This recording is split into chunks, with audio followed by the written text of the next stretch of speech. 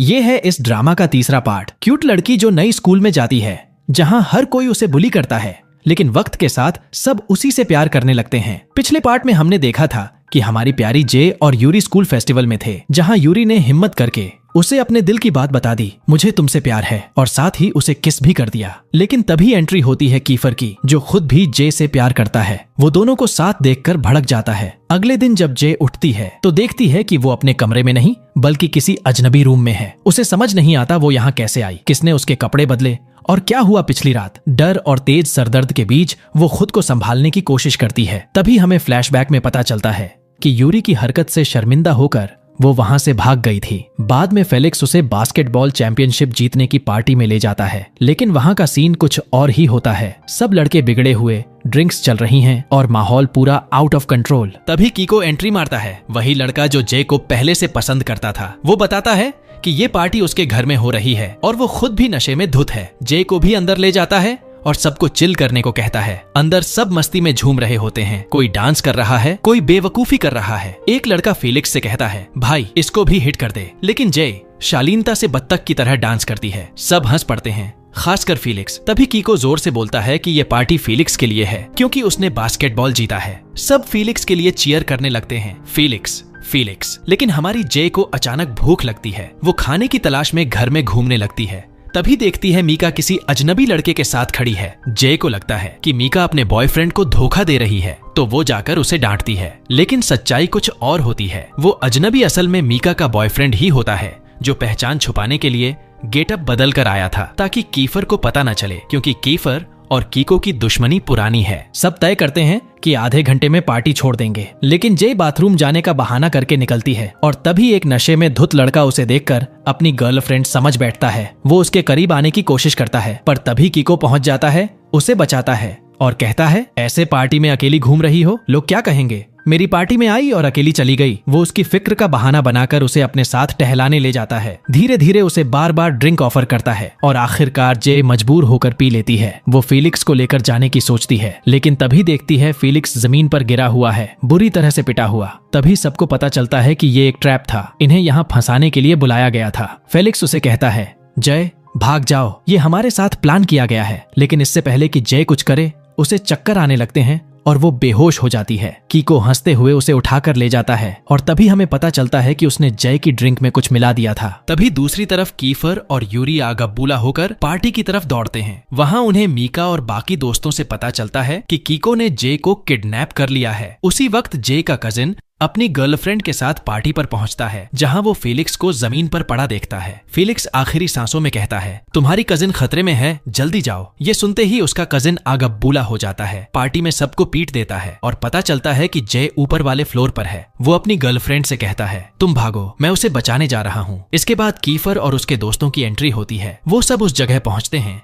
जहां फेलिक्स जमीन पर गिरा हुआ और बुरी तरह जख्मी पड़ा होता है। सब घबरा जाते हैं और तुरंत कुक फ्रेंड से कहते हैं कि उसे बाहर ले जाओ। गुस्से से भरे कीफर और उसके दोस्त तय करते हैं कि अब बदला लेंगे। वो कीको के गैंग पर टूट पड़ते हैं, कोई मुक्का, कोई किक, चेहरे तोड़ डालते हैं, लिटरली हड्डियां छटका देते हैं। सबको धूल चटाकर कीफर और यूरी ऊपर के फ्लोर की तरफ दौड़ते हैं, जहां जे को बचाना होता है। वहां पहुंचकर देखते हैं कि जे का कजिन पहले से ही कीको से लड़ रहा है। वो उसे मार रहा है क्योंकि कीको ने जे के करीब आने की कोशिश की थी। वो लोग कमरे में घुसते हैं और पाते हैं कि जे गहरी नींद में है। कजिन बताता है कि उसने टाइम पर पहुंचकर उसे बचा लिया था और अब जल्दी से उसे यहाँ से ले जाना चाहिए क्योंकि नीचे लड़ाई और बड़ी होने वाली है। कीफर उसे उठाता है और अपने घर ले जाता है ताकि वो सुरक्षित रहे। अब सीन कट होता है। जे होश में आती है, लेकिन उसे कुछ याद नहीं। वो कमरे से बाहर निकलती है, ये देखने कि आखिर वो कहाँ है। घर बिल्कुल साफ सुथरा है, सब कुछ सधा हुआ और पार्टी जैसा कोई माहौल नहीं। तभी पीछे से एक लड़का आता है। उसे देखकर जे को लगता है कि कहीं उसे पहले देखा है। वो पूछती है, तुम कौन हो? तो बच्चा मुस्कुराकर कहता है, मैं कैफर का छोटा भाई हूँ। वो बताता है कि वो अब उनके घर पर है और उसके सारे दोस्त बाहर उसका इंतजार कर रहे हैं। जे हैरान रह जाती है, उसे पता ही नहीं था कि कीफर के भाई भी हैं। वो उसके साथ बाहर जाती है,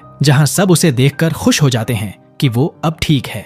जे दौड़कर फेलिक्स के पास जाती है और पूछती है, तुम ठीक हो? फेलिक्स मुस्कुराते हुए कहता है कि अब वो बिल्कुल ठीक है और माफी मांगता है कि वो पार्टी में उसे प्रोटेक्ट नहीं कर पाया। फिर बताता है कि कीफर और उसके दोस्तों ने ही समय पर पहुंचकर उसे बचाया। तभी यूरी आता है और पूरी सच्चाई बताता है। कीको का असली टारगेट तुम थी जे। उसने फेलिक्स को बस एक बहाने के तौर पर इस्तेमाल किया ताकि तुम्हें फंसा सके, लेकिन शुक्र है कि हम टाइम पर पहुंच गए। जे हैरान रह जाती है। उसे विश्वास नहीं होता कि कीको उसके साथ इतना घटिया प्लान बना सकता है। वो सबको शुक्रिया कहती है कि उन्होंने उसे बचाया। बाद में यूरी कीफर से बात करता है और कहता है, देख, जे को अब और मत इन सब प्लान्स में शामिल कर। वो मासूम है और उसे पहले ही बहुत बार खतरा हो चुका है, बस उसे दूर रख। ये सुनकर कीफर आग बबूला हो जाता है, इतना गुस्सा कि उसके हाथ में पकड़ा ग्लास वो जोर से तोड़ देता है और उसका हाथ कट जाता है। उधर फेलिक्स को अब भी गिल्ट है कि जय उसकी वजह से खतरे में पड़ी, लेकिन जय उसका मन हल्का करते हुए कहती है, मैं तुमसे नाराज नहीं हूँ, मैं अपनी मर्जी से तुम्हारे साथ पार्टी में गई थी। तभी उसे कीफर का हाथ जख्मी दिखता है। वो यूरी से पूछती है कि क्या हुआ, लेकिन यूरी कुछ नहीं बताता और उसे साथ लेकर नाश्ते की टेबल पर चला जाता है। वहां कीफर का छोटा भाई बहुत प्यारे तरीके से जे को कुर्सी खींच कर देता है। जे सोचती है, वाह, ये तो अपने भाई से बिल्कुल अलग है। तभी एक और छोटा बच्चा आता है और जे को पता चलता है कि वो कीफर का तीसरा भाई है, शरारती लेकिन बहुत क्यूट। वो कीफर से मजाक में कहता है, भाई तुम्हारी गर्लफ्रेंड तो बहुत खूबसूरत है। ये सुनकर सब हंस पड़ते हैं, बिल्कुल वैसा ही सीन जैसा कभी खुशी कभी गम में होता है, जब पूरा घर हंसी और शरारतों से गूंज उठता है। उधर जय अब भी थोड़ा नर्वस है। वो कहना चाहती है कि उसे घर जाना चाहिए वरना उसका कजिन परेशान हो जाएगा, लेकिन कीफर कहता है, उसे पता है कि तुम यहाँ हो, चिंता मत करो। ये सुनकर जय चैन की सांस लेती है और सबके साथ बैठकर खाना खाती है। माहौल पूरा फैमिली जैसा हो जाता है, हंसी मजाक, बातें और गर्मजोशी। फिर सब साथ स्कूल पहुंचते हैं, जहां टीचर क्लास को अलविदा कहती है क्योंकि आज सेमेस्टर का आखिरी दिन है और सबको छुट्टी मिलती है। जय बेहद खुश होती है। वो CIN से पूछती है कि उसके एग्जाम कैसे गए, तो वो बड़े कॉन्फिडेंस से कहता है, बहुत अच्छे, इस बार टॉप करूंगा। लेकिन जे को यकीन नहीं होता। वो कहती है, हाँ, अपने सपनों में। पर CIN को पूरा यकीन था। वो कहता है, चलो फिर एक डील करते हैं। अगर मेरे परफेक्ट मार्क्स आए तो तुम्हें बताना होगा कि तुम्हें कौन पसंद है और तुम्हें सबके सामने उसे किस भी करना होगा। लेकिन अगर नहीं हुए तो जो तुम कहोगी मैं वो करूंगा। जे को ये चैलेंज थोड़ी ऑकवर्ड लगती है, लेकिन अंदर से वो कॉन्फिडेंट है कि सामने वाला लड़का फेल ही होगा, तो वो एक्सेप्ट कर लेती है। फिर रात को दोनों साथ पहुंचते हैं हैलोवीन पार्टी में और जैसे ही पार्टी शुरू होती है, CN अपनी चाइल्ड लाइक नेचर दिखा देता है। जे को छोड़कर छोटे बच्चों के साथ खेलने लग जाता है। हमारी जे ये देखकर हैरान रह जाती है। तभी कीफर का छोटा भाई उसे देख लेता है और थोड़ा टांग खींचने वाले मूड में उसके पास आता है। वो जे से उसकी कैंडीज छीन लेता है, लेकिन तभी कीफर आकर गुस्से में उसे डांट देता है, शर्म कर, मैंने तुझे ऐसे नहीं पाला। उसका भाई पलट कर कहता है, भाई तूने पाला ही कब है, मैं तो खुद से बड़ा हुआ हूँ। इस जवाब पर जे जोर से हंस देती है और बोलती है, सही कहा, तू तो अपने भाई पर ही गया है। फिर वो उसे कैंडीज दे देती है ताकि वो नाराज ना हो। थोड़ी देर बाद CN आता है और हाँ, ये जनाब भी किसी बच्चे से कैंडीज चुरा कर लाए हैं। तभी एक लड़का CN से बहस करने लगता है, लेकिन जैसे ही वो जे को देखता है बस नजर वहीं अटक जाती है। जे की ब्यूटी देख वो फ्लर्टिंग मोड में आ जाता है और कहता है, चलो ना एक डेट पर चलते हैं, मैं ज्यादा इंतजार नहीं करता। जे पोलाइटली मना करने की कोशिश करती है, लेकिन हमारा कीफर, जो कि थोड़े हॉट टेम्पर्ड और पोसेसिव टाइप है, बीच में कूद पड़ता है। वो जे का हाथ पकड़कर कहता है, ये मेरी फियांसे है, उससे दूर रहो नहीं तो तुम्हें कबाब बना दूंगा। बेचारा लड़का डरकर भाग जाता है। जे अंदर से खुश हो जाती है, उसका दिल तेज तेज धड़कने लगता है। वो अपने सीने पर हाथ रखती है और हल्के से मुस्कुराती है। फिर कीफर उसे बताता है कि कीको को स्कूल से निकाल दिया गया है क्योंकि उसने बहुत बड़ी गलती की थी। वो जे को डांटते हुए कहता है, मैंने तुझसे कहा था ना, उस पर भरोसा मत करना, अब से तू मेरी जिम्मेदारी है, तू वही करेगी जो मैं कहूंगा। और फिर दोनों साथ में पार्टी में घूमने लगते हैं। कीफर जूस लेने जाता है और जब तक वो वापस आता है, जे के आसपास एक और लड़का मंडराने लगता है जे सच में मैन मैग्नेट है। तभी एक नकाब पहने लड़का आकर उसे उस आदमी से दूर करता है। वो अपना नाम बताता है और जे को शॉक लगता है। उसकी आवाज जानी पहचानी लगती है, जैसे वो उसके फैमिली से कोई हो। वो पूछती है, तुम कौन हो? लेकिन वो सिर्फ उसका नंबर लेकर मुस्कुराता है और कहता है, मैं कॉल करूंगा, और चला जाता है। तभी कीफर लौट आता है और दोनों साथ बैठते हैं। कीफर नोटिस करता है कि जे मूड में नहीं है, तो पूछता है, क्या तुम मुझ पर जेलस हो? जे शर्माते हुए गुस्से में कहती है, कौन जेलस? मैं? प्लीज, कोई तुम्हें देखेगा भी क्यों, और मुझे क्या फर्क पड़ता है? लेकिन तभी एक लड़की कीफर के पास आती है और कहती है, क्या तुम मेरे साथ डांस करोगे? जे के अंदर आग लग जाती है। वो लड़की के बाल खींचने का सोचती है, मगर खुद को रोक लेती है। कीफर हाँ कह देता है, लेकिन जे को भी साथ खींच लेता है। चलो तुम भी डांस करो। जे डांस फ्लोर पर ऐसे मस्ती से नाचती है जैसे कोई परवाह ही नहीं, और कीफर उसे देखकर हंस पड़ता है। फिर म्यूजिक बदलता है। अब बजती है एक स्लो रोमांटिक धुन। काइफर मौका पकड़ लेता है, जे का हाथ थाम लेता है, धीरे से उसे अपनी ओर खींचता है और उसकी आंखों में देखने लगता है। जे का दिल जोर जोर से धड़कने लगता है, चेहरा लाल हो जाता है, लेकिन वो खुद को रोक नहीं पाती। वो भी उसकी बाहों में आ जाती है। दोनों उसी म्यूजिक पर खो जाते हैं, जैसे वक्त ठहर गया हो। उस पल में जे को सारे मोमेंट्स याद आ जाते हैं जब कीफर उसके साथ था, और उसे एहसास होता है कि वो उससे प्यार करने लगी है। वो थोड़ा झुकती है, शायद किस करने के लिए, लेकिन शर्म के मारे रुक जाती है। मगर कीफर, वो तो बैड बॉय है ना, वो आगे बढ़ता है और सबके सामने उसे किस कर देता है। जे शॉक में लेकिन अंदर से खुश, जबकि कीफर कूल अंदाज में मुस्कुरा देता है, तुम शरीफ हो, मैं नहीं। दिन के आखिर में कीफर जे को घर तक छोड़ने आता है। दोनों एक दूसरे को देखते हैं लेकिन कुछ कह नहीं पाते, बस वो ऑकवर्ड सी खामोशी। फिर कीफर धीरे से आगे बढ़ता है, जे के सिर पर एक प्यारा सा किस करता है और चला जाता है। जे ब्लश करती है, उसकी आंखों में दिल सी चमक। Clearly she is in love. लेकिन जैसे ही वो घर पहुंचती है, उसका कजिन बाहर आता है और गुस्से में कहता है, इतनी देर क्यों लगाई? जे चुपचाप अंदर चली जाती है, लेकिन रात भर सो नहीं पाती। वो कमरे में बैठकर सोचती है, अब मुझे थोड़ी डिस्टेंस बनानी चाहिए। मगर जैसे ही कीफर का मैसेज आता है, उसका चेहरा खिल उठता है। वो तुरंत रिप्लाई करने का सोचती है, दिल की धड़कनें बढ़ जाती हैं। उसी वक्त यूरी का मैसेज भी आता है, हे छुट्टियां कैसी जा रही हैं? लेकिन जे का ध्यान अब कहीं और है। उसके दिल में सिर्फ कीफर का नाम गूंज रहा है। वो जानबूझकर यूरी को रिप्लाई नहीं देती, क्योंकि उसे डर होता है कि कहीं दोनों आपस में लड़ना पड़े। लेकिन तभी उसे एक मिस्ट्री मैसेज मिलता है, उसी मास्क्ड गाय से जिसे वो हैलोवीन पार्टी में मिली थी। वो कहता है कि उसे जे से जरूरी बात करनी है, उसकी फैमिली और ब्रदर के बारे में। जे शॉक में पड़ जाती है और समझ नहीं पाती कि करे तो क्या करे। अगले दिन छुट्टियां खत्म हो जाती हैं और वो फिर से स्कूल लौटती है। वहां पहुंचते ही नोटिस बोर्ड पर रिजल्ट लगे हुए होते हैं। जय भी अपनी रिजल्ट देखने दौड़ पड़ती है,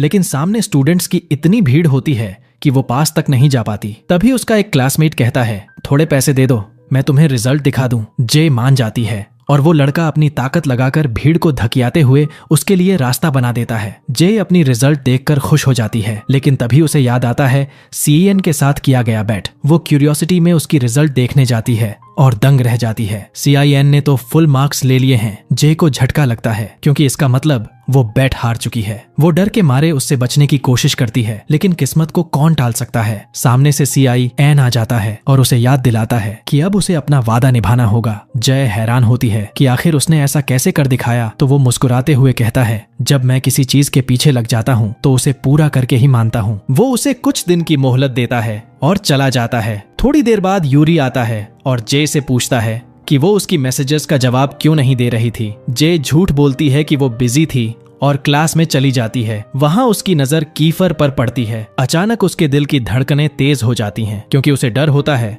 कि कहीं वो किसी को कल रात की बात न बता दे। जे जल्दी से बैग उठाकर निकलने लगती है, लेकिन कीफर रास्ता रोक लेता है। तभी सीएन भी वहां पहुंच जाता है और सबके सामने जे से अपने बेट को पूरा करने को कहता है। क्लास के सारे स्टूडेंट्स क्यूरियोसिटी में भर जाते हैं। सब जानना चाहते हैं कि आखिर बेट था क्या। जब सीएन उन्हें बताता है तो सब जय के चारों ओर घिर जाते हैं, ये सोचकर कि वो शायद उनमें से किसी एक को चुनेगी। जय घबरा जाती है और कीफर व यूरी दोनों खुश होते हैं, क्योंकि उन्हें लगता है कि जय उनमें से किसी को चुनेगी। लेकिन जय स्मार्ट है, वो दोनों को बेवकूफ बनाते हुए सीधा जाती है और बॉक्सर लड़के के गाल पर किस कर देती है। वो लड़का उस वक्त सो रहा होता है तो एकदम हक्का बक्का उठ बैठता है। जय कहती है, बाद में समझाऊंगी। बाकी सब लड़के शॉक में रह जाते हैं और जेलस होकर उस पूर लड़के को पीटने के लिए उसके पीछे भाग पड़ते हैं। इतने में जय के फोन पर फिर से मास्क्ड गाय का मैसेज आता है। वो कहता है कि वो उसे मॉल में मिलना चाहता है। जय तुरंत तैयार हो जाती है और स्कूल के बाद मॉल पहुंचती है, लेकिन तभी उसका कॉल आता है। वो कहता है कि वो नहीं आ सकता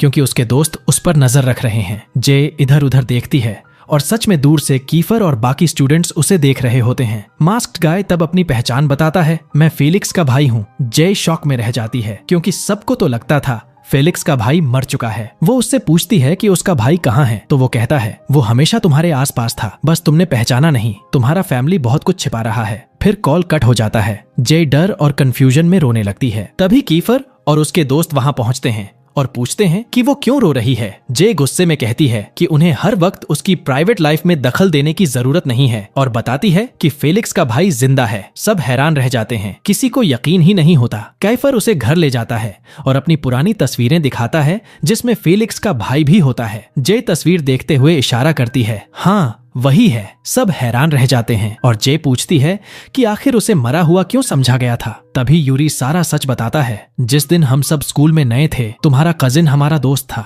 हम सब साथ में बीच गए थे। लौटते वक्त रात हो गई और हमारा एक्सीडेंट हो गया। मैं और कैफर गाड़ी से बाहर गिर गए, लेकिन तुम्हारा कजिन और फेलिक्स का भाई गाड़ी में फंस गए और वो पानी में गिर गई। लेकिन तुम्हारा कजिन किसी तरह बाहर निकल आया और हमने फेलिक्स के भाई को बचाने की कोशिश की, मगर बहुत देर हो चुकी थी। पुलिस ने कहा कि वो डूब गया होगा। तभी से सबको लगा कि फेलिक्स का भाई मर गया। जे की आंखों में आंसू आ जाते हैं। यूरी उसे वार्न करता है कि शायद फेलिक्स का भाई अब उसके करीब इसलिए आ रहा है ताकि तुम्हारे कजिन से बदला ले सके। जे डर जाती है और प्रॉमिस करती है कि वो अब उससे नहीं मिलेगी, लेकिन घर लौटने के बाद भी वो सोचती रहती है। और तभी फेलिक्स का भाई जे को कॉल करता है। जे गुस्से में जवाब देती है और कहती है कि उसे सब कुछ पता चल गया है। वो पूछती है कि क्या वो उसे मैनिपुलेट करना चाहता है, लेकिन वो उसे भरोसा दिलाता है कि उसका मकसद उसे हर्ट करना नहीं है और समय आने पर वो सब कुछ बताएगा। जे का मन और उलझ जाता है और वह रात भर इस बात पर सोचती रहती है। अगले दिन उसकी नींद कम होने की वजह से वो क्लास में खुद ही सो जाती है। कीफर उसे देखता है और मौका पाकर उसकी तस्वीर खींच लेता है, लेकिन जे जाग जाती है और उसे फोटो डिलीट करने के लिए मोबाइल छीनने की कोशिश करती है। कीफर लंबा है और जे छोटी, इसलिए वो स्ट्रगल करती है, लेकिन यूरी उन्हें देख लेता है और नाराज हो जाता है। आखिरकार जे सफल होती है, फोटो डिलीट कर देती है, लेकिन कीफर के फोन में उसकी एक्स गर्लफ्रेंड की तस्वीरें देखकर उसे जेलसी होती है। वो गुस्से में आ जाती है और सीट बदलकर यूरी के पास बैठ जाती है, लेकिन कीफर पीछा नहीं छोड़ता। दोनों टॉम और जेरी जैसे दौड़ते रहते हैं और अंत में जे मजबूर होकर उनके बीच में बैठ जाती है। तभी टीचर क्लास में प्रवेश करता है और यूनिवर्सिटी एडमिशन फॉर्म्स बांट देता है। क्लास के अंत में कीफर सो जाता है और जे मौका देखकर रिवेंज लेने का निर्णय करती है। वो मार्कर लेकर उसके चेहरे पर ड्रॉ करती है। जब कीफर उठता है, क्लासमेट्स हंसते हैं और वो खुद को मोबाइल में देखता है। गुस्सा हो जाता है और यूरी से जे को पकड़वाकर उसके चेहरे पर मूंछें बना देता है। फिर वो अपने दोस्तों के पीछे दौड़ता है जो उस पर हंस रहे थे। इसके बाद जे अपने क्लासमेट के पास जाती है जिसने उसे रिजल्ट देखने में मदद की थी। वो उसे पैसे उधार देती है और क्लासमेट खुश होकर वादा करता है कि जल्दी ही पैसे लौट आएगा। स्कूल के बाद जे घर लौटती है और पाती है कि उसका कजिन अपनी गर्लफ्रेंड के साथ बैठा है। वो जे को साथ खाने के लिए बुलाते हैं, लेकिन जे उन्हें पोलाइटली रिफ्यूज कर देती है और अकेले खाने लगती है। वो टेबल पर देखकर सोचती है कि कैसे वो किसी के साथ कॉम्पीट नहीं कर सकती, क्योंकि वो उसकी तुलना में बहुत सुंदर है। शायद इसी वजह से कीफर उसे कभी भूल नहीं पाया। अगले दिन जे स्कूल पहुंचती है और देखती है कि CAN उसका इंतजार कर रहा है ताकि दोनों क्लास में साथ जाएं। अचानक उसका फोन स्ट्रेंज नंबर से रिंग होता है। जे टेंस हो जाती है और सोचती है कि शायद ये फेलिक्स का भाई है, इसलिए वो CIN को वहां से भगा देती है और फोन उठाती है। दूसरी तरफ वही क्लासमेट होता है जिसने उससे पैसे उधार लिए थे। उसका वॉइस डरावना और अलग सा लगता है। वो अर्जेंटली पैसे मांगता है और जे पता लगाती है कि वो किंग्स ग्राउंड नामक क्लब में है। यूरी भी वहां पहुंच जाता है और क्लब का नाम सुनते ही कहता है कि ये जगह बहुत खतरनाक है, इसलिए वो अपने दोस्त को बचाने अकेला ही जाएगा। लेकिन जे जिद करती है कि वो उसके साथ जाएगी और आखिरकार यूरी मान जाता है। दोनों वहां पहुंचते हैं और पाते हैं कि यह रेसलिंग क्लब है। वहां का बॉस इंटिमिडेटिंग है और उसका निकनेम टाइगर है। वो बताता है कि उनके दोस्त ने बेट किया था और हार गया है, इसलिए अब उसे रेसलिंग मैच में भाग लेना होगा। यूरी चाहता है कि वो पैसे देकर दोस्त को बचा ले, लेकिन टाइगर रूल्स एक्सप्लेन करता है, यहाँ पैसे नहीं ताकत चलती है, या तो वो लड़े या तुम उसकी जगह उतर जाओ। जे डर जाती है, यूरी को रोकने की कोशिश करती है, लेकिन यूरी के पास अब कोई दूसरा रास्ता नहीं होता। वो उसे भरोसा दिलाता है कि सब ठीक रहेगा और अपने दोस्त को कहता है कि जे का ख्याल रखे। फिर वो रिंग में उतरता है। लड़ाई शुरू होती है। यूरी और उसका प्रतिद्वंदी एक दूसरे पर जोरदार हमले करते हैं। पहले यूरी उसे हिट करता है, लेकिन अचानक फिसल जाता है। उसका विरोधी मौका पाते ही उस पर टूट पड़ता है और एक पंच में उसका जबड़ा तोड़ देता है। जय डर के मारे रोने लगती है, चिल्लाती है, यूरी उठो, हार मत मानो। उसकी आवाज सुनकर यूरी फिर से खड़ा होता है, जैसे जय की हिम्मत उसकी ताकत बन गई हो। वो पूरे जोश में फिर से हमला करता है और आखिरकार मैच को पलट देता है। वो सिर्फ जीतता नहीं, मैदान का हर कोना हिला देता है। आखिरकार वो है ही एक बैड एज हस्बैंड। इसी बीच कीफर वॉरिड होता है और डिमांड करता है कि जे का पता लगाया जाए। सबसे पहले उसका हैकर फ्रेंड उसे लोकेट करता है और बताता है कि जे रेसलिंग क्लब में है। कीफर तुरंत भागता है ताकि उसे बचा सके। इस बीच यूरी अपना फाइट खत्म करता है और जे को गले लगाकर रीएश्योर करता है कि सब ठीक है। वो उसे ले जाने लगता है, लेकिन टाइगर, क्लब का बॉस, उन्हें रोकता है और जय को भी लड़ाई में पार्टिसिपेट करने के लिए कहता है। तभी कीफर टाइम पर पहुंच जाता है, अपने दोस्त को एक धमाकेदार पंच मारता है कि उसने जे को इस जगह तक लाकर खतरे में डाल दिया, और जे से कहता है कि अगर उसे कुछ होता तो वो खुद को कभी नहीं माफ करेगा। कीफर जे का हाथ पकड़ता है और दोनों जल्दी से क्लब से निकलने लगते हैं। सिक्योरिटी गार्ड उन्हें रोकना चाहता है, लेकिन कीफर एक ही पंच में उसे ढेर कर देता है और जे को सुरक्षित बाहर ले जाता है। यूरी दूर से उन्हें देखता है, घबराया हुआ, क्योंकि वो जे से बहुत प्यार करता है और उसे लगता है कि वो उसकी पकड़ से दूर हो गई। अगले दिन यूरी एक काफे में बैठा होता है जहां उसने जे से मिलने का प्लान बनाया हुआ था। वो फ्लैशबैक में सोचता है जब अम्यूजमेंट पार्क में उसने गर्ल्स से परमिशन मांगी थी कि जे को पहले राइड में जाने दे, क्योंकि उसी पल वो अपनी फीलिंग्स कन्फेस करने का प्लान कर रहा था। वो जे को हंसते हुए देखता है और उसकी मुस्कान देखकर साफ था कि वो उससे कितना प्यार करता है। अब जब वो अपनी यादों से बाहर आता है तो उसके हाथ में रोज और रिंग होती है जो वो जे को देने के लिए रेडी है। स्कूल पहुंचकर जे इधर उधर देखती रहती है जैसे किसी की तलाश में हो। अचानक उसे कीफर दिखाई देता है और वो खुशी से चमक उठती है। वह नोटिस करती है कि कीफर ने कान में हुप इयररिंग्स पहने हैं जो सनलाइट में चमक रहे हैं। जे उनकी तरफ देखती है और कीफर सोचता है कि जे उसे इसलिए देख रही है क्योंकि वो उस पर फिदा है। वो उसके पास आता है और थोड़ी टीजिंग करता है, लेकिन जे शर्म से लाल हो जाती है और झल्लाकर उसे छोड़कर चली जाती है। मुंह में बड़बड़ाते हुए उसे गालियां देती है। कीफर उसे वॉल में कॉर्नर कर देता है और वॉर्न्स करता है कि अगर उसने फिर से उसे गाली दी तो वो उसे जबरदस्त पनिशमेंट देगा, और इस दौरान वो उसे चिढ़ाते हुए देखता रहता है। जे नर्वस हो जाती है और मजबूरी में चुप हो जाती है, लेकिन गुस्से में फिर से अपना मुंह बंद नहीं कर पाती। फिर जे अपने क्लासमेट्स के साथ यूनिवर्सिटी विजिट के लिए जाती है। वहां वो नोटिस करती है कि सीएन अपनी टाई नहीं बांध पा रहा। वो आगे बढ़कर खुद उसकी टाई सेट कर देती है। बाकी सारे लड़के भी उसी के पास आ जाते हैं। जय, मेरी भी बांध दो ना, क्योंकि क्लास में वही एक लड़की है जिसे ये काम आता है। यूरी भी इम्प्रेस करने के लिए खुद टाई बांधने की कोशिश करता है, पर उल्टा गड़बड़ कर देता है। जे हंसते हुए उसकी भी ठीक कर देती है और बस कीफर का जेलसी मोड ऑन हो जाता है। वो जानबूझकर अपनी टाई भी खोल देता है ताकि जे उसकी भी बांध दे, जबकि उसे खुद अच्छी तरह आता है। जे उसे टोकती है, अरे मैंने देखा था, तू खुद बांध सकता है, अब क्या चाहिए। फिर भी जे का दिल बड़ा है, वो उसकी टाई भी बांध देती है ताकि वो नाराज न हो। कीफर जे की नरमी देखकर खो जाता है, उसकी आंखों में सीधा देखता रहता है, लेकिन जय शर्म से उसकी टाई खींच देती है। बस करो अब। फिर सब यूनिवर्सिटी पहुंचते हैं। जे वहां एक टीचर की फोटो देखती है जो बिल्कुल उसी जैसी दिखती है। उसे लगता है कि शायद वो उससे जुड़ा हुआ है। तभी फेलिक्स आता है, खुश होकर जे को बताता है कि उसने स्पोर्ट्स स्कॉलरशिप जीती है और जे की वजह से उसका सपना पूरा हुआ। जे उसे कांग्रेचुलेट करती है और दोनों साथ बैठते हैं। तभी कीफर आता है, फेलिक्स को हटाकर खुद जे के बगल में बैठ जाता है। अब जे दोनों के बीच फंसी हुई है, एक तरफ कीफर, दूसरी तरफ यूरी। क्लास खत्म होते ही सब बस में बैठने निकलते हैं। रास्ते में जे उसी प्रोफेसर को देखती है जो उसकी तरह दिखता था। वो उसके फोन में वही पुरानी तस्वीर पाती है जिसमें वो छोटी थी, और तभी उसे एहसास होता है कि वही उसका फादर है। जे रोते हुए उसके पास जाती है, पापा कहती है। वो उसे देखकर सन्न रह जाता है और फिर उसे कसकर गले लगाता है और कहता है, मैं इस पल का सालों से इंतजार कर रहा था। वो अपनी गलती के लिए माफी मांगता है। तभी उसका कजिन पहुंचता है, जे को उनसे अलग करता है और उसके पिता को धमकाता है कि अगर उसने जे के पास फिर आने की कोशिश की तो वो पुलिस को बुला लेगा। वो उन्हें पुराने समझौते की याद दिलाता है और जे के पापा टूट जाते हैं। आखिरकार वे उसे छोड़ देते हैं और चुपचाप वहां से चले जाते हैं। जे फूट फूट कर रोने लगती है। वो कुछ भी समझ नहीं पा रही थी। कीफर गुस्से में आ जाता है और जे के कजिन से झगड़ पड़ता है, यहाँ तक कि उसे जोर से धक्का देकर गिरा देता है। यूरी और कीफर दोनों ही जे को संभालने की कोशिश करते हैं, लेकिन वो पूरी तरह टूट चुकी होती है। जे घर लौटती है रोती हुई और अपने अंकल का सामना करती है। आपने मुझसे झूठ क्यों बोला? मेरा पापा जिंदा है तो आपने मुझे उससे क्यों दूर रखा? आपके और उनके बीच आखिर क्या समझौता था? अंकल उसकी हालत देखकर पिघल जाता है, लेकिन फिर भी जवाब देने से इनकार करता है। बस इतना कहता है, तुम्हें सब कुछ कल पता चलेगा जब तुम्हारी माँ आएगी। जे सख्त लहजे में कहती है कि वो अपनी माँ से नहीं मिलना चाहती और गुस्से में घर छोड़कर निकल जाती है। वो सीधा कीफर के घर पहुंचती है और नोटिस करती है कि वो अकेला रहता है। जे पूछती है, तुम अकेले रहते हो? तुम्हारे पेरेंट्स कहाँ हैं? कीफर उदास नजर से जवाब देता है, माँ मर चुकी है और पापा ने दूसरी शादी कर ली तो मैंने उन्हें घर से निकाल दिया। तब से मैं और मेरे भाई अकेले रहते हैं। फिर वो जय से पूछता है, और तू यहाँ क्यों आई है? माँ के पास क्यों नहीं गई? जय चुप हो जाती है, कुछ नहीं कहती। माहौल हल्का करने के लिए कीफर एक गेम का आइडिया देता है, कॉन्फेशन गेम। दोनों बारी बारी से एक दूसरे से सवाल पूछेंगे। जो जवाब नहीं देगा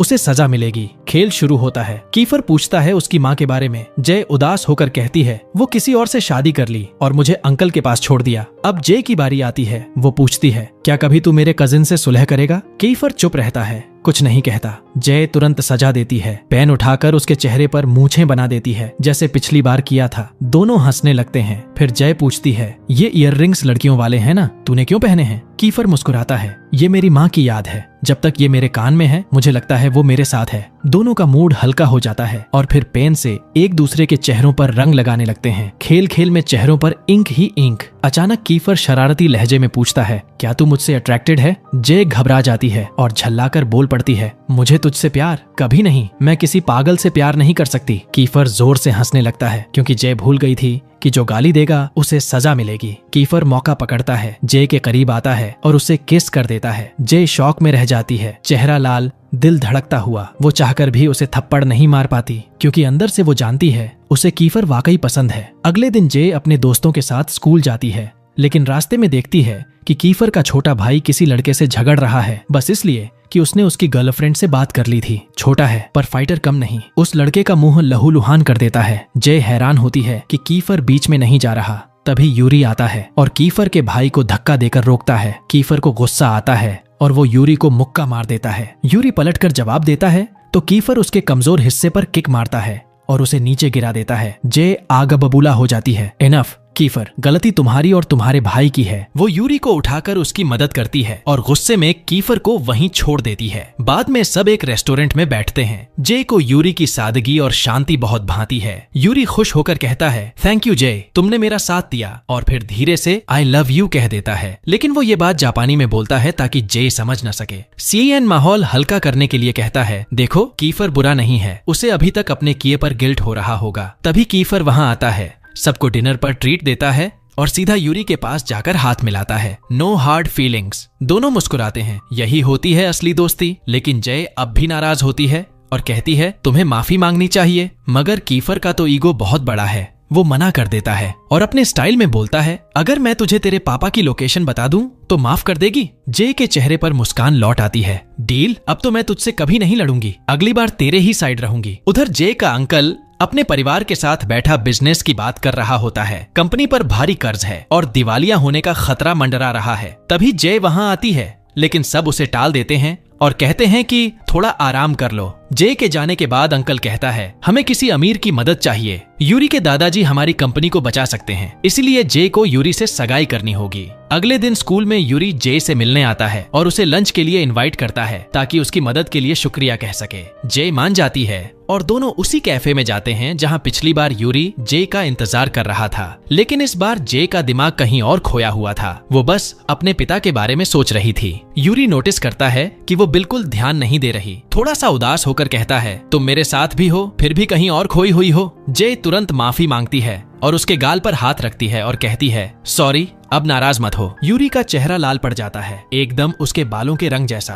तभी अचानक कीफर वहां पहुंच जाता है। जय को देखकर गुस्से में भर उठता है क्योंकि वो उसकी कॉल्स इग्नोर कर रही थी। वो जय का हाथ पकड़कर कहता है चलो मेरे साथ, मुझे तुम्हारे पापा का पता चल गया है। लेकिन तभी यूरी भी जय का हाथ थाम लेता है। रुको जय, मुझे तुमसे एक जरूरी बात करनी है। जय असमंजस में पड़ जाती है लेकिन फिर यूरी से कहती है माफ करना, मैं लौटकर बात करती हूँ। यूरी मुस्कुराता है और बस इतना कहता है ठीक है, मैं यहीं तुम्हारा इंतजार करूंगा, चाहे जितना वक्त लगे। कीफर जय को उस जगह ले जाता है जहां उसके पिता रहने वाले थे। वो दोनों वहां पहुंचते हैं। जय बेसब्री से पूछती है क्या मेरे पापा अंदर हैं? लेकिन रिसेप्शनिस्ट बताती है कि वो आज सुबह ही सफर पर निकल गए। जय की आंखें भर आती हैं। मैं बस उनसे एक बार मिलना चाहती थी। कीफर उसे धीरे से गले लगा लेता है। रो मत, वो तुम्हें जरूर देखेंगे। दिन ढलते ढलते जय लौटकर फिर उसी कैफे में आती है और क्या देखती है, यूरी अब तक उसका इंतजार कर रहा होता है। जय शर्मिंदा होकर कहती है सॉरी, मैं लेट हो गई। लेकिन यूरी मुस्कुराकर कहता है कोई बात नहीं जय, अगर तुम्हारे लिए इंतजार करना पड़े तो जिंदगी भर भी कर लूं।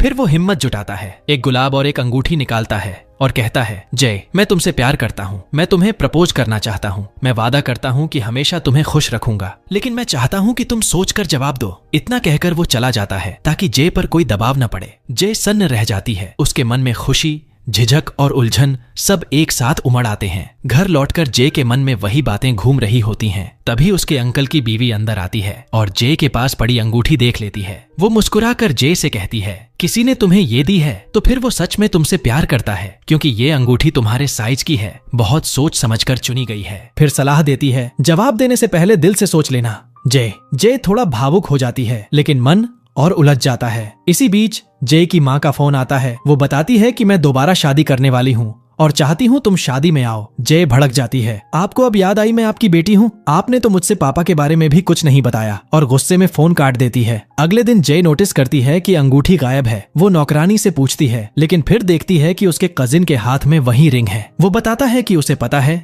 ये रिंग सेक्शन ई के किसी लड़के ने दी है, और कहता है कि उनसे दूर रहो, वो हमारे लेवल के नहीं है। फिर प्रस्ताव रखता है, अगर तुम उनसे रिश्ता तोड़ दो तो मैं तुम्हारी मदद करूंगा तुम्हारे पापा से मिलने में, और तुम्हें सेक्शन ए यानी अमीरों के ग्रुप में ले जाऊंगा। जे हैरान रह जाती है। एक तरफ दिल, एक तरफ उम्मीद, और बीच में उसका खुद से सवाल, सही क्या है? अगले दिन स्कूल में सब न्यू ईयर की तैयारी में लगे होते हैं। जे खुश हो जाती है। सब एक साथ काम कर रहे होते हैं जैसे एक परिवार। वो भी मदद करने लगती है। तभी उसकी नजर कीफर के लॉकर पर पड़ती है, जहां एला नाम लिखा होता है। जे के दिल में जलन उठती है, लेकिन कीफर खुद जाकर वो नाम मिटा देता है। वो सब अब अतीत है। जे, अब मैं सिर्फ आज में जीता हूँ। जे मुस्कुरा देती है। उसे कीफर का ये बदला हुआ रूप बहुत अच्छा लगता है। उसी वक्त यूरी आता है। जे को सजावट लगाते हुए देखता है। क्योंकि वो नन्ही सी है, इसलिए ऊपर तक नहीं पहुंच पा रही। वो पास आकर उसकी मदद करता है। जे को एक अजीब सी धड़कन महसूस होती है। दिल दोनों के लिए धड़क रहा है, लेकिन समझ नहीं पा रही कि किसके लिए ज्यादा। वो अपनी क्लास के बाकी दोस्तों को देखती है, जो सब मिलकर हंस रहे होते हैं। जे की आंखें नम हो जाती हैं। उसे लगता है यही तो मेरा असली परिवार है। कीफर उसे देखता है, समझ जाता है कि कुछ गलत है। धीरे से कहता है, डोंट वरी जे, मैं हूं ना, जब तक मैं हूं कोई तुम्हें रुला नहीं सकता। जे उसके शब्दों से पिघल जाती है, मुस्कुराती है और थैंक यू कहती है। तभी यूरी दौड़ता हुआ आता है। कीफर, बाहर कुछ लड़के तुम्हें ढूंढ रहे हैं। लेकिन इस बार बात लड़ाई तक पहुंच गई है। कीफर बेपरवाह मुस्कुराता है, कोई बात नहीं, हम सब एक हैं, जो भी आएगा निपट लेंगे। लेकिन किसे पता था इस बार मुसीबत जे पर ही टूटने वाली है। स्कूल से निकलते वक्त वो उन लड़कों से टकरा जाती है जो कीफर से बदला लेने आए थे। वो जे को ही पकड़ लेते हैं। सोचते हैं कि वो बस एक मासूम सी प्यारी लड़की है, पर उन्हें क्या पता कि जे कोई गुड़िया नहीं, वो तो अंदर से शेरनी है। जे जब देखती है कि उन गुंडों ने उसे घेर लिया है तो अंदर की निंजा आत्मा फट से जाग जाती है। पल भर में वो उनसे भिड़ जाती है, एक एक करके सबको गिरा देती है। पर वो लोग ज्यादा थे। आखिर में वो उसे जमीन पर गिरा देते हैं और कहते हैं, अपने दोस्तों को बुलाओ वरना अंजाम बुरा होगा। लेकिन जे डटकर कहती है, मैं कभी अपने दोस्तों से धोखा नहीं करूंगी। तभी एंट्री होती है हमारे हीरो कीफर की, पूरे सेंटा क्लॉज के ड्रेस में। लेकिन ये सेंटा तो गिफ्ट नहीं, पंच बांटने आया था। उसे जे को उस हालत में देखकर गुस्सा ऐसा आता है कि आंखों में आग भर जाती है। वो बिना सोचे सब पर टूट पड़ता है। एक को दाएं फेंकता है, दूसरे को बाएं, और बीच बीच में अपना सीक्रेट हथियार भी चलाता है और सेकंडों में सबको ढेर कर देता है। तभी वहां पहुंचते हैं यूरी और बाकी उसके दोस्त, और यूरी तो सीधे बोल देता है, जो भी जे के करीब आया अपनी मौत खुद लिख रहा है। सब मिलकर जे को संभालते हैं, उसे उठाते हैं और फिर साथ में वापस क्लास लौटते हैं ताकि न्यू ईयर का जश्न जारी रख सकें। जे सबको देख मुस्कुराने लगती है क्योंकि सबने पार्टी के लिए कॉस्ट्यूम्स पहने हुए हैं। कीफर बैग उठाता है और सेंटा बनकर सबको गिफ्ट बांटने लगता है। फिर शुरू होती है डांस परफॉर्मेंस। सबसे पहले सीएन डांस करता है और बाकियों को भी बुलाता है। जब जे की बारी आती है वो थोड़ा थकी हुई महसूस करती है और कहती है, कोई मेरी जगह डांस करे। तभी यूरी हाथ उठाता है, लेकिन कीफर को जलन हो जाती है और वो खुद आगे बढ़कर कहता है, मैं करूंगा। फिर सब मिलकर गेम खेलने लगते हैं जिसमें जो पहले हिलेगा वो हारेगा। जे की निगाहें कीफर पर अटकी रहती हैं और जब उसकी दोस्त मीका उसे देखती है तो पूछती है, तुम्हें कीफर पसंद है क्या? जे शर्मा जाती है और मना करती है, लेकिन मीका मुस्कुरा देती है क्योंकि उसकी नजरों ने सब बयां कर दिया था। गेम खत्म होने के बाद सब खाने बैठते हैं। जे नोटिस करती है कि यूरी अकेला बैठा उदास है। वो उसके पास जाती है, मुस्कुराकर माहौल हल्का करती है और कहती है, वैसे वो रिंग बहुत खूबसूरत थी, मुझे सच में पसंद आई। यूरी के चेहरे पर खुशी लौट आती है और वो जानबूझकर मजाक करने लगता है ताकि अपनी उदासी छुपा सके। लेकिन कीफर उन्हें साथ देखकर फिर से जलने लगता है, भले ही जे का दिल उसी की तरफ झुक रहा हो। तभी क्लास में हंगामा मच जाता है। कोई चिल्लाता है, भाई चिकन कौन खा गया? सब एक दूसरे को शक से देखते हैं। जे सिचुएशन संभालती है, दोस्तों शायद चिकन किसी की प्लेट में ही रह गया होगा। वो सबकी प्लेट चेक करती है लेकिन चिकन गायब। फिर जब वो देखती है कि CIN वहां नहीं है तो उसे ढूंढने लगती है। और क्या देखती है, वो मेज के नीचे छुपकर पूरा चिकन अकेला खा रहा होता है। जय हंसते हंसते लोटपोट हो जाती है। सीआईएन शर्मिंदा होकर कहता है, माफ करना जय, चिकन ने मुझे बहका दिया, इतना जूसी था कि खुद पर काबू नहीं रख पाया। सब हंस पड़ते हैं। तभी उनका दोस्त शेफ अंदर आता है और बाहर के रेस्टोरेंट से ढेर सारा खाना लेकर आता है और पूरा ग्रुप फिर से जश्न में डूब जाता है। इसके बाद बॉक्सर जे को एक गिफ्ट देता है, एक नेकलेस जिस पर उसका नाम लिखा होता है। जे खुश होकर थैंक्स बोलती है, लेकिन बाद में पता चलता है कि असली गिफ्ट देने वाला कोई और था, फेलिक्स का भाई। खाना खत्म होते ही सब जे को जबरदस्ती डांस के लिए स्टेज पर खींच लाते हैं। केफर को भी बुलाया जाता है, लेकिन वो मना कर देता है, बस जय को डांस करते हुए देखता रहता है। उसकी हंसी, उसकी चमकती आंखें, सब देखकर उसके दिल में एक नई उम्मीद जग जाती है। डांस खत्म होने पर सब जय को उठाकर ऊपर उछालते हैं। हंसी खुशी में पूरा माहौल रोशन हो जाता है। फिर यूरी गिटार उठाता है और जय की तरफ देखकर एक प्यारा सा सॉन्ग बजाने लगता है। उसकी नजरों में बस जय ही होती है। कीफर के अंदर जलन की आग सुलगती है, पर वो छुपा लेता है। जय उसकी बेचैनी महसूस करती है और माहौल बदलने के लिए नया गेम सजेस्ट करती है। चलो एक फन कंपटीशन खेलते हैं, विश गेम। पहला टास्क होता है चॉकलेट लाओ। तो उनका शरारती दोस्त मीका को पकड़कर कहता है, लो भाई मेरी चॉकलेट यहीं है। और पूरा ग्रुप हंसी से लौटपोट हो जाता है और सब जोर से हंस पड़ते हैं। माहौल इतना मस्ती भरा हो जाता है कि कीफर भी थोड़ा मस्ती में आता है। जब बारी आती है कुछ प्यारा लाओ की, तो कीफर मुस्कुराता है, जय को उठाता है और बोलता है, इससे ज्यादा प्यारा क्या होगा। जय का चेहरा लाल हो जाता है, पर सब ताली बजाने लगते हैं। फिर वो उसे गिफ्ट देता है और जब जय खोलती है तो अंदर से निकलता है किसी का किंग साइज मजाक, इंडोमी नूडल्स का पैकेट। जय का चेहरा देखकर सबकी हंसी नहीं रुकती। यूरी तो बस वहीं बैठा जलता रह जाता है। तभी गेम में अगली रिक्वेस्ट आती है, बताओ जिसे तुम पसंद करते हो। और यूरी मौका नहीं छोड़ता, जय को सीधा अपनी बाहों में उठाकर सबके सामने बोलता है, दोस्तों ये रही वो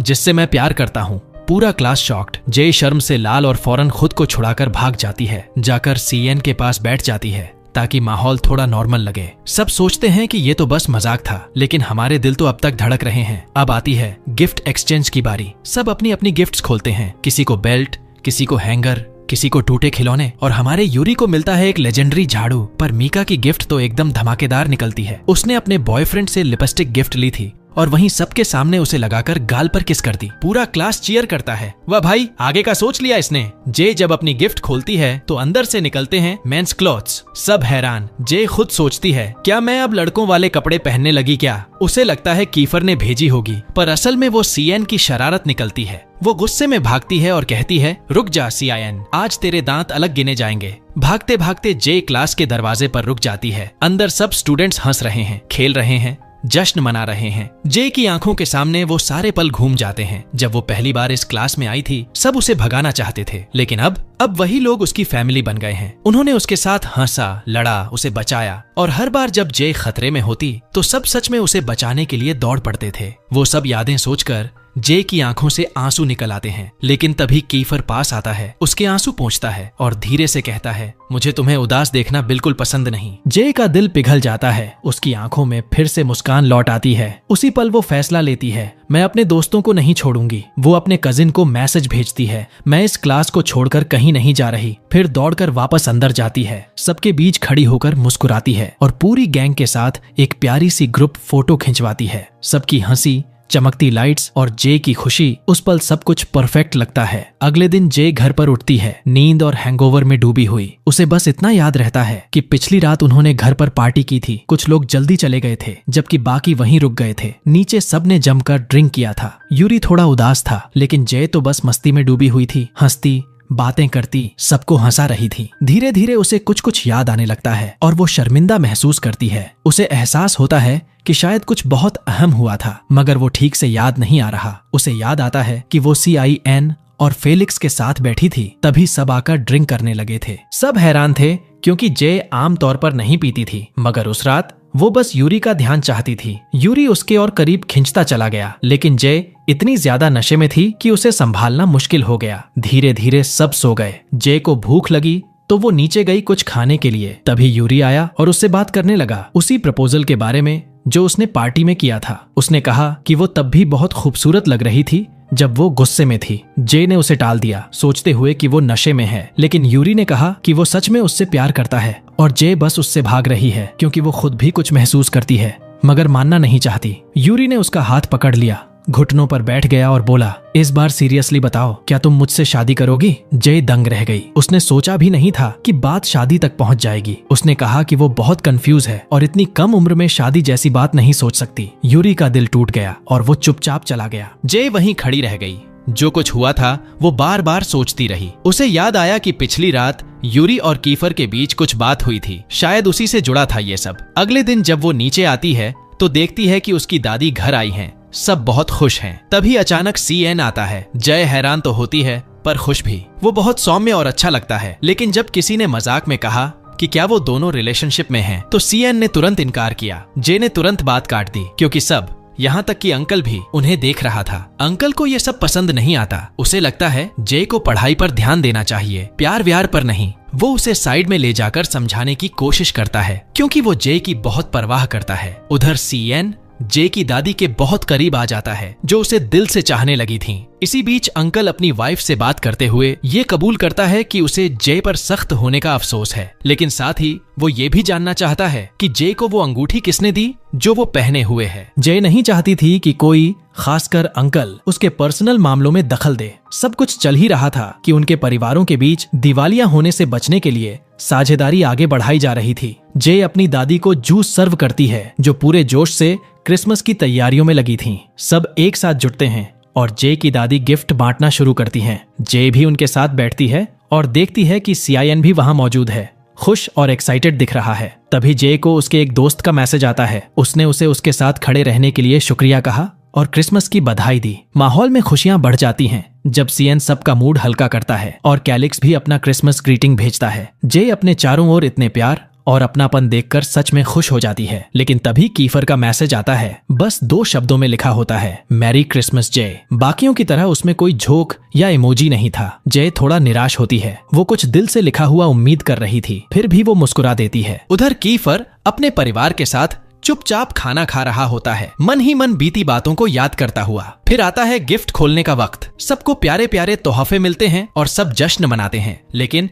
जब जय अपना गिफ्ट खोलती है तो उसमें एक सफेद ड्रेस निकलती है, बेहद खूबसूरत पर हैरान कर देने वाली। वो समझ नहीं पाती कि इसका क्या मतलब है और बाकी सब भी सोच में पड़ जाते हैं कि जय की रिएक्शन क्या होगी। आखिर वो अभी इतनी छोटी है। 1 हफ्ता बीत जाता है और जय कहीं नजर नहीं आती। उसकी आंटी और दादी उसे देखने की तैयारी करती हैं, लेकिन तभी जय खुद सामने आ जाती है, उसी सफेद टाइट ड्रेस में। सब हैरान रह जाते हैं। अंकल को तुरंत कुछ महसूस होता है। वो पहले से ज्यादा बेचैन लगने लगता है, लेकिन जय को समझ नहीं आता कि वो ऐसा क्यों बर्ताव कर रहा है। फिर आता है न्यू ईयर ईव, खासकर हनामिची होटल में होने वाली बड़ी पार्टी। यूरी को यकीन था कि जय वहां जरूर आएगी। पार्टी शुरू होती है और सब यूरी के परिवार से मिलते हैं। जय को सबके सामने इंट्रोड्यूस किया जाता है। वो कोशिश करती है कि वो नॉर्मल दिखे। तभी उसकी नजर कीफर पर पड़ती है। उसे देखते ही उसका चेहरा खिल उठता है, लेकिन कीफर का लहजा ठंडा और दूर होता है, जैसे अब वो पहले वाला नहीं रहा। जय थोड़ा असहज होकर ड्रिंक लेने जाती है। तभी सिंगर का परफॉर्मेंस शुरू होता है। गाना वही होता है जो कभी कीफर ने जय के लिए गाया था। वो पल जय के दिल को गहराई तक छू जाता है। उसे एहसास होता है कि कीफर ही वो इंसान है जो उसे सबसे ज्यादा समझता है। जय खुद को रोक नहीं पाती और ड्रिंक करने लगती है। तभी यूरी वहां आ जाता है और सबके सामने जय को फिर से प्रपोज कर देता है। जय के पैरों तले जमीन खिसक जाती है। अभी कुछ दिन पहले ही वो जापान से लौटा था और अब सबके सामने डांस के लिए हाथ बढ़ा रहा था। दोनों का डांस बहुत खूबसूरत होता है, लेकिन हवा में टेंशन भरी होती है। सबकी नजरें उन पर टिकी होती हैं। कीफर साइड में खड़ा सब देख रहा होता है, दिल टूटा हुआ। डांस के दौरान जय और यूरी दोनों के चेहरे पर मिली जुली भावनाएं होती हैं, खुशी भी, दर्द भी। कीफर को एहसास होता है कि वो फिर से उसे खो रहा है और अपने दर्द को शराब में डुबोता है, जबकि जय मुस्कुराने की कोशिश करती है जैसे सब ठीक है। डांस खत्म होता है, नया साल शुरू होता है और सब मिलकर यूरी का बर्थडे सेलिब्रेट करते हैं। जय स्टेज पर जाती है और उसे बर्थडे सॉन्ग गाती है। कीफर की आंखों में आंसू होते हैं। कुछ देर बाद सच्चाई सामने आती है। दोनों परिवारों की पार्टनरशिप अब तय हो चुकी है और जय और यूरी को एक कपल के रूप में पेश किया जाता है। सब जश्न मना रहे होते हैं, लेकिन जय के अंदर तूफान चल रहा होता है। उसे लगता है जैसे किसी ने उसके साथ धोखा किया हो। कीफर सैड है। जय कुछ समझ नहीं पा रही और उसे यूरी के साथ जबरदस्ती भेज दिया जाता है।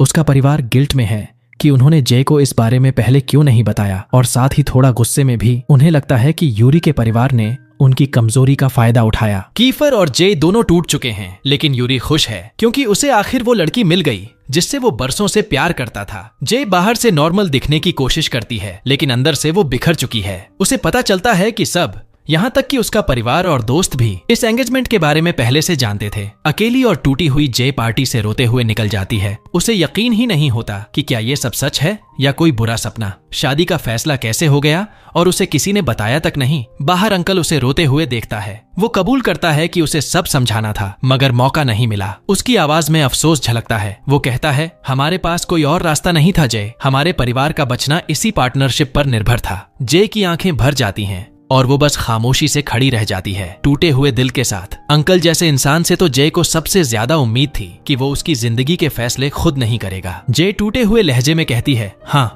मैंने बहुत गलतियां की हैं, सब कुछ ठीक करने की कोशिश में, लेकिन शादी के लिए मुझे मजबूर करना। मैं अभी बच्ची हूँ, मुझे पढ़ना है, काम करना है, अपनी जिंदगी खुद जीनी है। सब उसे समझाने लगते हैं कि शादी अभी नहीं होगी, बस एंगेजमेंट है, एक दूसरे को समझने का मौका। लेकिन जय के लिए वो अंगूठी उसकी उंगली पर नहीं, उसकी आजादी पर जंजीर लग रही थी। उसकी आंटी उसके दर्द को समझती है क्योंकि वो जानती है जय ये सब कभी नहीं चाहती थी, मगर बाकी सबको लगता है यही उसके लिए सही है। सब कहते हैं बस सगाई है, बड़ी बात नहीं, लेकिन जय के लिए ये दुनिया का सबसे बड़ा बोझ था। कोई अंकल को दोष नहीं देता। सब कहते हैं कंपनी डूब रही थी और यही एक रास्ता था उसे बचाने का। अब कीफर को सब सच पता चल चुका है और अंदर से वो जानता है कि वो जय को दोबारा खोना नहीं चाहता, लेकिन अगर वो ठहरा तो उसे यूरी और सबके साथ रिश्ता तोड़ना पड़ेगा। इसलिए वो एक कदम पीछे हट जाता है। फिर भी जब उनका गाना बजता है तो उसका दिल टूट जाता है। वो खुद से कबूल करता है कि वो हमेशा अपने पिता जैसा बनने से डरता था, ठंडा, कठोर और निष्ठुर। पर उसने कभी नहीं सोचा था कि वो अपनी माँ जैसा प्यार करेगा, पागलपन से, बेझिझक, बस दिल से। और अब चाहे जो हो,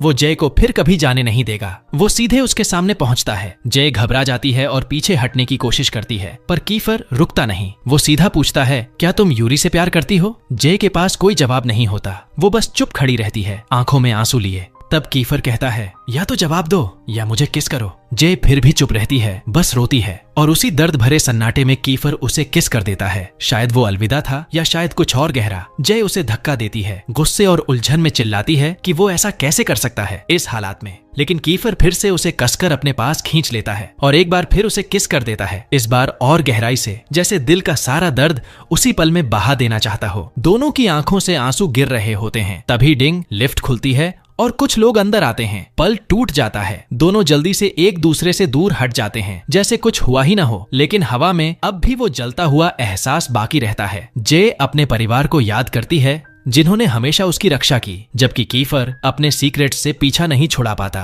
दोनों खोए हुए हैं अपने ही जज्बातों में। जय चुपचाप चली जाती है। कीफर वहीं खड़ा रह जाता है, आंखों में दर्द और पछतावा। तभी यूरी आता है और बड़े नरमी से उसका हाथ पकड़कर कहता है, चलो सब इंतजार कर रहे हैं। जय खोई हुई सी उसके साथ चली जाती है। यूरी उसे रूफटॉप पर लेकर आता है। चारों तरफ खूबसूरत सजावट, लाइट्स और ठंडी हवा। वो उसे मुस्कुराने के लिए कहता है, थोड़ा हंसो, इस पल का मजा लो। दोनों चलते हैं और जय को हैनामिची फैमिली से मिलवाया जाता है क्योंकि उसने यूरी का प्रपोजल मान लिया था। सब टोस्ट करते हैं, ड्रिंक्स उठाते हैं, मुस्कुराते हैं, लेकिन जय के अंदर सब कुछ उल्टा पुल्टा है। वो बाथरूम जाने का बहाना बनाकर निकलती है और तभी कीफर फिर सामने आ जाता है। वो उसे एक बार फिर रोकता है। जय हैरान होती है, अब क्यों कीफर? वो भी टूट चुका होता है। कहता है, मैं अब तुम्हें रोकने नहीं आया, लेकिन डरता हूँ इस बात से कि तुम किसी और की हो जाओगी, जबकि तुम्हारा दिल अब भी मेरे पास है। वो उसकी आंखों में देखता है और कहता है, मैं देख सकता हूँ जय, तुम शादी से नहीं डर रही, तुम इस बात से डर रही हो कि तुम्हारा दिल किसी और के लिए धड़कता है। फिर वो सब कुछ साफ साफ कह देता है, मैं तुमसे प्यार करता हूँ और अब छुपाऊंगा नहीं। जय सन्न रह जाती है। तभी आसमान में पटाखे फूटने लगते हैं। न्यू ईयर का आतिशबाजी शो शुरू हो जाता है। जय उसकी आंखों में देखती है और अचानक उसे खींचकर किस कर लेती है। आसमान में रंग बरस रहे होते हैं और नीचे दो दिल एक हो रहे होते हैं। कीफर उसे और मजबूती से थामता है और दोनों का किस गहराता चला जाता है। उनका प्यार अब पहले से ज्यादा तेजी से जल रहा होता है, बिना डर, बिना झिझक। तभी परिवार के लोग पहुंचते हैं। यूरी की माँ अपने बेटे को दूर खड़ा देखती है, टूटा हुआ, अकेला, किसी का इंतजार करते हुए